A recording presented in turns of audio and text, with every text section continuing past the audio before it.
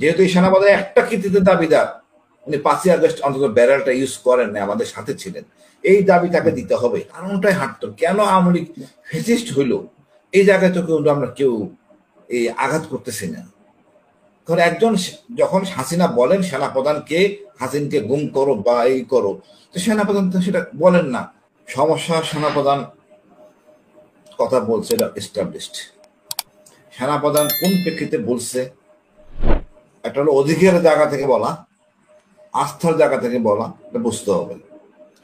হয়তো বৃহত্তর স্বার্থের জন্য, বা যে কলিমাল ভাই বললেন আন্তর্জাতিক প্রত্যাশা বা আশা, বা গণতান্ত্রিক দেশে যেটা হয় সবাইকে নিয়ে কিছু একটা করা, ওই প্রেক্ষাপট থেকে সেনাপ্রধান বলে দিতে পারেন। আর জিনিসটা ছিল একান্ত বৈঠক, সব বৈঠকের কথা তো আপনি সব জায়গায় বলবেন না। আপনি চাচ্ছেন না, ভালো কথা, আপনাদের দলীয় ফোরামে আলোচনা করে এটাকে আপনি ওই জায়গায় দাঁড়াতে পারতেন। ওপেন করা উচিত হয় নাই। সেনাবাহিনী আমাদের সর্বশেষ স্তম্ভ এবং সার্বভৌমত্ব প্রতীক, এটাকে আপনি আসলে ছোট করে ফেলে হাসতার যে খুব গেইন করছে আমি জানি না, লস করছে আমি মনে করি। এরপরে তো সেনাপ্রধান কোনো আলোচনা করবেন না কারোর সাথে। আর আমি ব্যক্তিগতভাবে মনে করি সেনাপ্রধানই আলোচনা করারই উচিত ছিল না, তার সেকেন্ড লেয়ার থার্ড লেয়ার আছে, তারাই আলোচনা করা কথা ছিল।